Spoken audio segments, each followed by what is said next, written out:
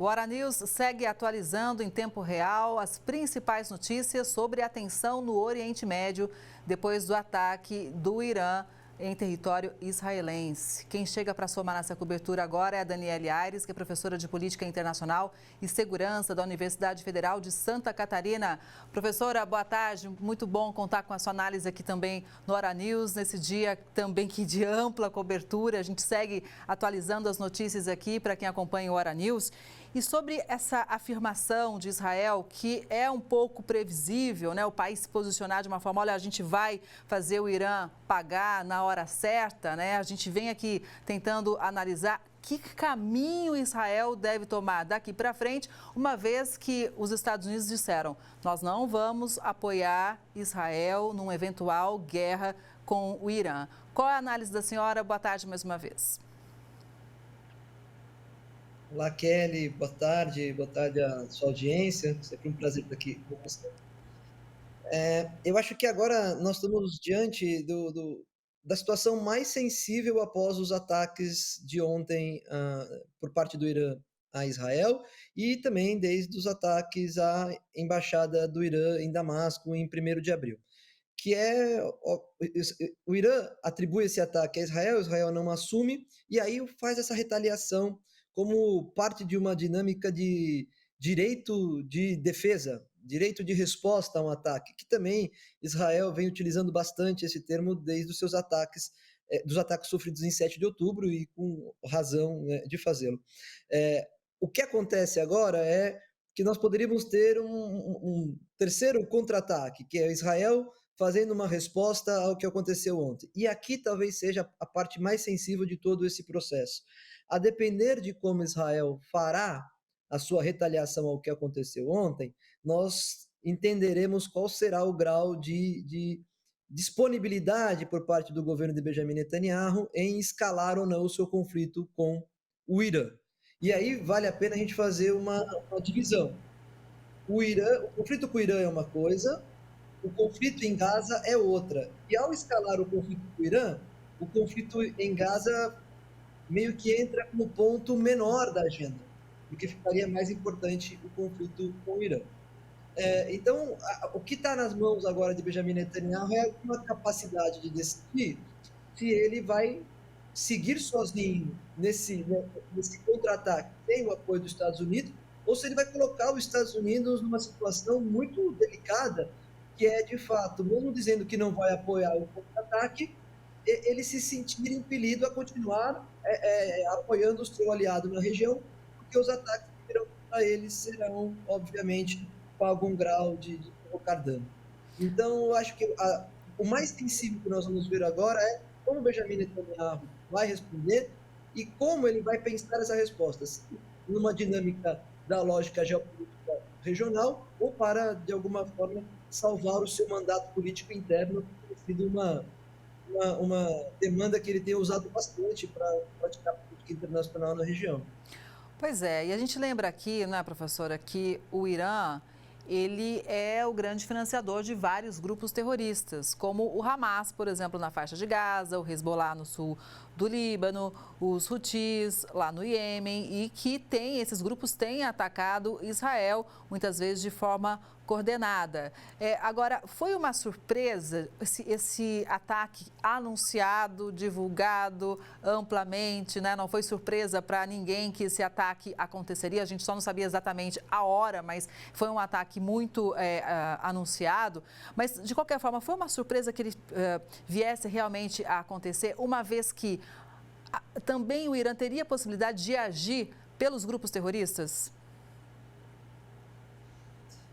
Kelly, essa pergunta ela é excelente.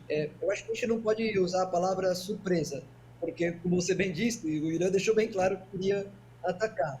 Mas foi um ponto de virada importante na relação geopolítica da região, principalmente na maneira como o Irã faz retaliações a Israel a partir de ataques que sofre. Porque pela primeira vez, o Irã fez lançamentos de drones, não mísseis, mas drones, a partir do seu território, não só do seu território, mas alguns drones que têm noção que, alguma informação que saíram do território do Iraque, não do Irã, mas da fronteira ali, mas muitos deles saíram do território do Irã. Então, foi um ataque perpetrado pelo Irã a território de Israel. E isso muda, de fato, a maneira como as retaliações eram feitas. Um aviso, é uma ação que diz claramente que o Irã tem pretensão de responder com uma certa violência se for alvejado por parte de Israel, não só em seu território, mas a partir dos seus líderes militares e dos seus interesses ao entorno da sua região. Então, eu acho que não é uma surpresa, é um avanço, uma escalada na maneira como o Irã pretende agir, e isso não deixa de fazer com que ele também possa usar os seus atores, que chama de trabalham com ele por procuração, né? A palavra proxy é usada muito nos documentos internacionais, mas é isso que ela quer dizer, que os atores como os Houthis, o Hamas, o Hezbollah, ao atingir Israel, muitas vezes eles agem por procuração, fazendo esse tipo de ataque em nome do Irã, com armamento iraniano e com financiamento iraniano.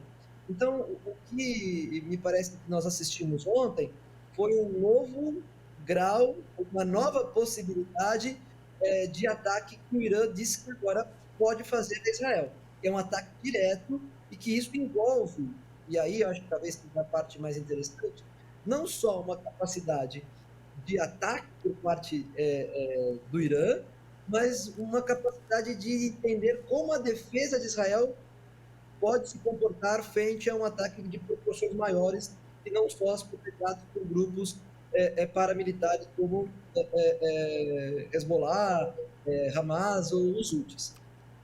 Israel conseguiu eliminar 99% dos drones que chegaram ao seu território, quase que 100% foram eliminados, mas precisou de ajuda da comunidade internacional, da ajuda dos Estados Unidos, da França, da Arábia Saudita e da Jordânia, que também foram fazendo a sua função de interceptar algum desses drones pelo seu território.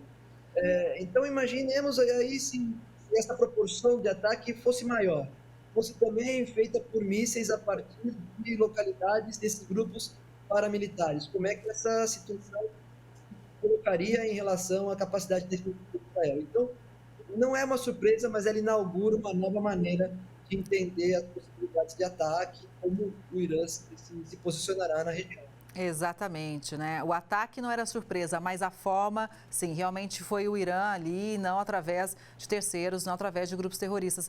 A professora citou a Jordânia, inclusive por telefone, o rei da Jordânia, o Abdullah II, disse ao presidente Joe Biden, o presidente americano, que qualquer movimento realmente do Irã ali vai realmente aumentar o conflito na região. Então, veja como as autoridades todas se falando nesse domingo.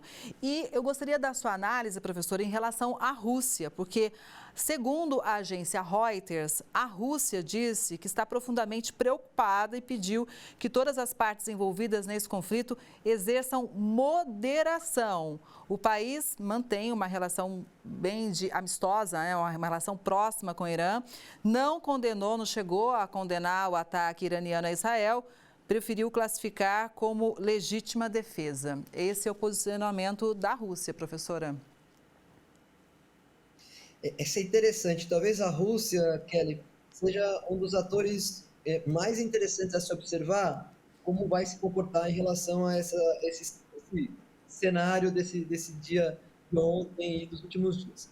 Porque, apesar de ter uma proximidade e uma relação amistosa com o Irã, principalmente porque utiliza armamento iraniano na guerra da Ucrânia, drones, o Irã é um grande produtor de drones e mísseis, e eles são utilizados na guerra da Ucrânia por parte de Israel. Ele também, por parte da Rússia, a Rússia tem uma relação muito próxima com Israel também. Eles são parceiros em algumas situações econômicas e militares também. Então, a Rússia não tem interesse que esse conflito, de nenhuma forma, escale. Por isso que a posição que ela toma, em algum grau, é uma posição talvez mais ponderada e possa fazer pressão nesses dois atores para que eles evitem algum tipo de escalada, de aumento da bélico na região. Para além dessa situação, dela ter boas relações com os dois atores, nós temos que lembrar que a Rússia está intrinsecamente ligada e presente no território da Síria, tendo boas relações com o governo sírio, e que foi a Rússia que efetivamente conseguiu vencer o Estado Islâmico no norte do Iraque e em território sírio. Então, toda essa complexidade faz com que a Rússia seja um ator bastante importante na região.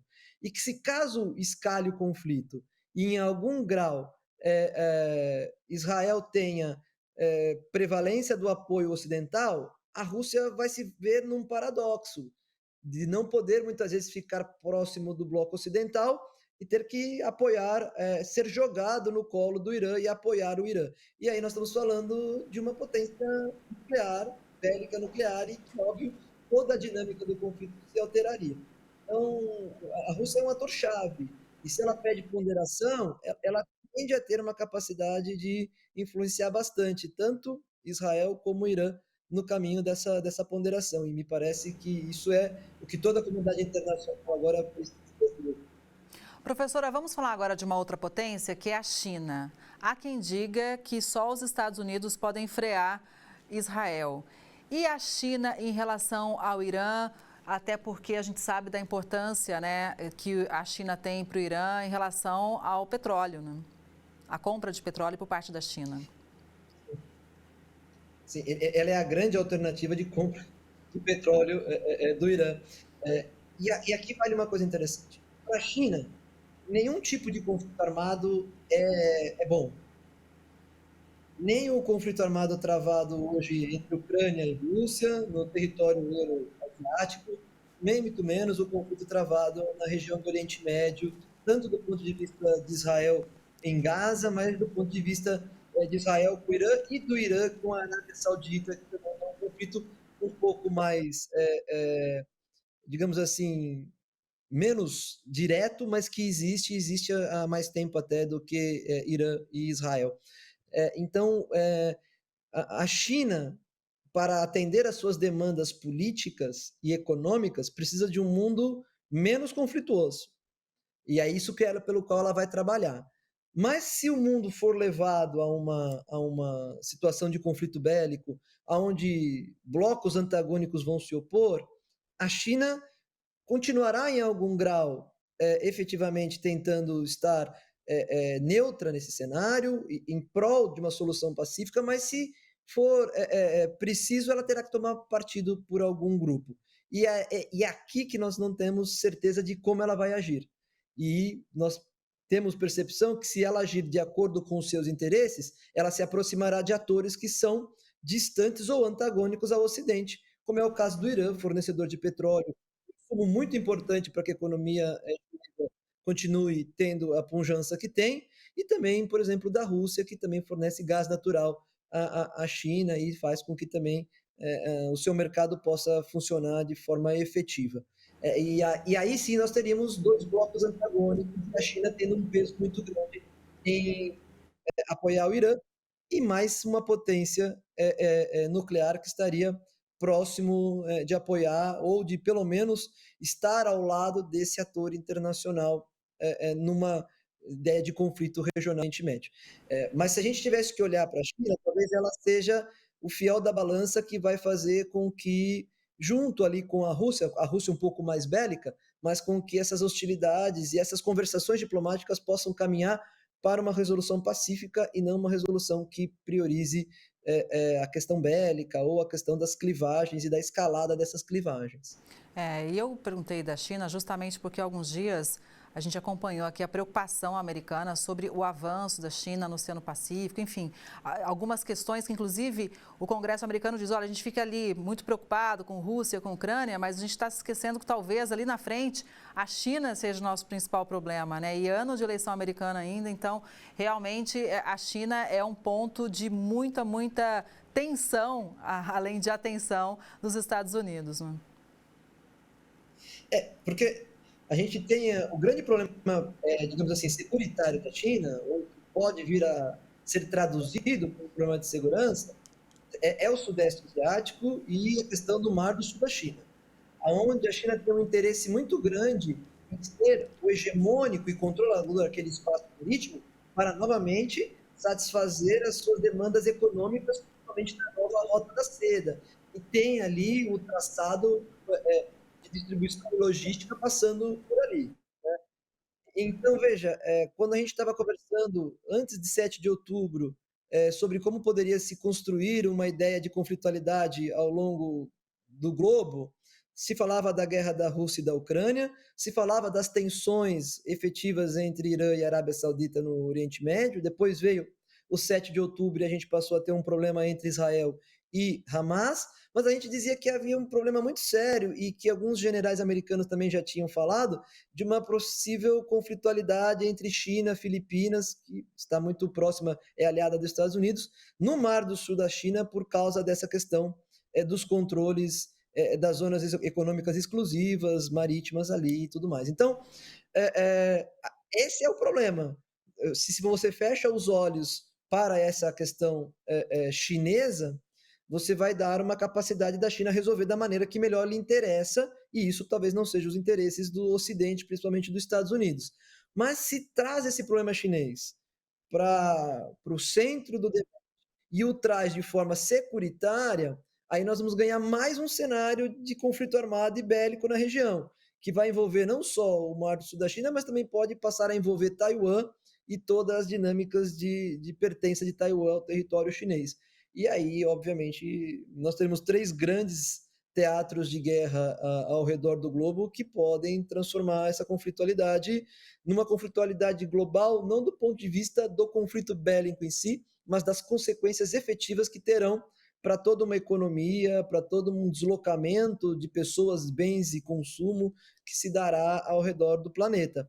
É uma questão importantíssima, mas que, obviamente, quando a gente for centrar atenção na região do Oriente Médio, será, de alguma forma, secundarizada na agenda internacional. Professora, tem notícias chegando aqui, nossa equipe está toda de plantão, enfim, conferindo tudo em tempo real e vamos acompanhar, gostaria da sua análise. Olha só, em pronunciamento oficial, o porta-voz do Exército Israelense disse que a prioridade agora são os reféns. Ele disse que, abre aspas, o Hamas quer tomar a região. O Hamas ainda mantém nossos reféns em Gaza e devemos fazer tudo o que pudermos para libertar os nossos reféns. Também temos reféns em Rafah e faremos de tudo o que pudermos para trazê-los de volta para casa, fecha aspas. A minha pergunta é o seguinte, essa é uma promessa lá desde o dia 7 de outubro, né, uma promessa do primeiro-ministro israelense, que é trazer os reféns de volta para casa, uma promessa difícil de ser cumprida, vamos dizer assim, principalmente por esse momento da guerra, trazer todo mundo nesse momento, seria, claro, uma grande vitória para o governo de Israel, mas é uma situação muito complicada, não é, professora? Kelly, eu acho que isso é muito interessante, essa fala, né, do ministro da Defesa, por algumas questões. Primeiro, porque ele precisa dar uma resposta interna de como será a retaliação ou a reação de Israel ao que sofreu ontem. E essa resposta não pode ser só o aumentar da escalada do conflito, mas voltar os olhos para Gaza e entender que tem reféns lá e que eles continuam sendo importantes para a dinâmica da ação de Israel em Gaza. Só que talvez isso nos represente alguns tipos de comportamentos que era exatamente o que a comunidade internacional vinha pedindo para Israel não ter. Um deles era não atacar Rafah, que é uma região ao sul de Gaza, e que Israel estava com planos para atacar Rafah porque tinha intenção de acabar e eliminar membros do Hamas e recuperar alguns reféns. E não praticar o cessar-fogo e garantir a ajuda humanitária ao território palestino, que já vem sendo duramente castigado com problemas humanitários e com ataques a civis. Veja, a janela de oportunidade que Benjamin Netanyahu ganhou é uma janela que o faz ter legitimidade, com os ataques, né, perpetrados pelo Irã, é o que o faz ter legitimidade para falar que vai agir em Gaza em forma de retaliação, porque os ataques do Irã foram planejados ou arquitetados em em conluio, digamos assim, em parceria com o Hamas, numa tentativa de fazer com que o Hamas prevaleça em Gaza. Eu acho que a gente não pode misturar essas. Se a gente misturar essas duas guerras, é tudo o que aqueles que querem uma escalada do conflito têm interesse. O que acontece entre Israel e Gaza é um problema sério que tomou dimensões, obviamente, humanitárias pela maneira como Israel respondeu e causou danos humanitários que hoje estão sendo analisados até como possíveis ações de genocídio. Isso é uma situação.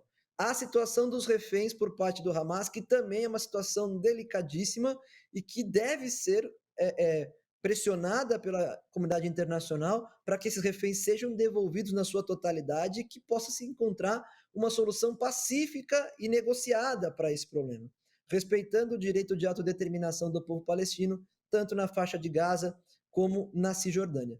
Outro fenômeno e outro cenário totalmente diferente é o embate entre Israel e o Irã, do ponto de vista de dois estados conflitando entre si. Dois estados que são tradicionalmente inimigos e beligerantes entre si, e que não pode ser atribuído à conflitualidade entre eles qualquer tipo, ou colocado diretamente conectado, qualquer tipo de beligerância entre eles como parte do conflito em Gaza, porque isso só prejudicará todo o esforço internacional de cessar fogo na região. Então, veja, esse pronunciamento tenta tornar as duas coisas a mesma coisa.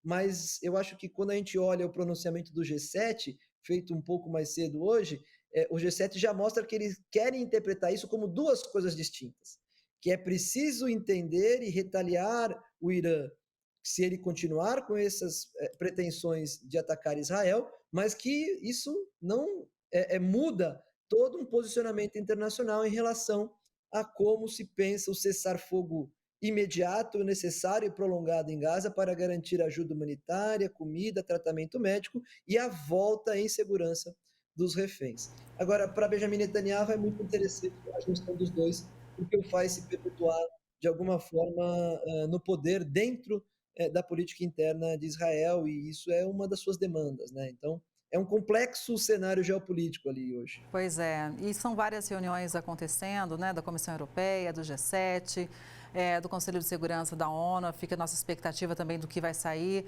Tem as reuniões, né, dos ministros de Relações Exteriores da Europa, que essas reuniões devem acontecer no máximo até terça-feira, e a gente vai acompanhando tudo que sai desses encontros. Agora, de qualquer forma, professora, por tudo que a gente mencionou até agora, a situação de Israel, ela pode ficar ainda mais delicada dependendo de como acontecer essa resposta.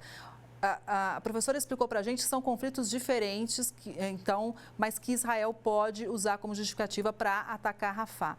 Caso isso aconteça, porque em Rafah, a gente lembra, tem muitos palestinos que foram obrigados a ficar nessa região, então Joe Biden já disse que seria uma linha vermelha ali, um ataque em Rafah. Dependendo da reação de Israel a esse ataque do Irã, o país pode ficar ainda numa situação de maior isolamento de apoio internacional? Eu acredito que sim, Kelly. Se ele continuar com pretensões de atacar Rafah, ignorando de fato os pedidos dos países ocidentais que o ajudaram na defesa em relação ao Irã ontem, ele vai se fragilizar. E vai ser, pode ser que os Estados Unidos se coloquem numa posição bastante delicada, porque é ano eleitoral e Biden vai ficar numa posição super delicada em criticar claramente Benjamin Netanyahu. Ele foi muito estrategista, de alguma forma, em pensar suas ações dos últimos dias. Mas há uma gama de atores, principalmente europeus, e aqui estamos falando do Reino Unido, da França e do próprio secretário-geral das Nações Unidas, que vai fazer valer a sua voz de crítica efetiva a Israel em relação ao que fará ou que poderá vir a fazer se atacar Rafah, como estão pedindo a comunidade nacional para não fazer. Se isso acontecer, a tendência é que fique, obviamente, mais fragilizado em relação à questão de Gaza e que possa vir a não contar com o apoio internacional. Mas agora a retórica é que vai ser uma coisa importante. E a maneira como Israel construir, de fato, essa retórica, tornando tudo uma única coisa, fará com que os países ocidentais, principalmente europeus, os Estados Unidos em si, tenham que ter muito cuidado e muita habilidade em fazer a separação deles e a condenação de um e o esforço em estar aliado a Israel em outro, que é o caso dos ataques do Irã. Mas a tendência é que a comunidade internacional não se esconda ou não se cale se Israel entrar em Rafah e continuar de alguma forma cruzando essa linha vermelha que Biden deixou tão claro que não vai permitir que aconteça e que os Estados Unidos fará algumas coisas caso Israel a ultrapasse, né? Mas criou-se agora novos obstáculos, né? E isso é a ver como vão ser as respostas, né? Professora Daniele Aires, a gente vai continuar, claro, analisando tudo, contando com a expertise e a experiência de especialistas. Como você, muito obrigada, Daniele Aires, por mais essa parceria, um domingão de plantão, mas é muito importante contar com a sua experiência para a gente entender melhor esse cenário complexo. Muito obrigada e um bom domingo. Eu que agradeço, Kelly. É sempre um prazer falar com vocês e bom trabalho aí, um bom jornal para vocês. Obrigada mais uma vez, professora.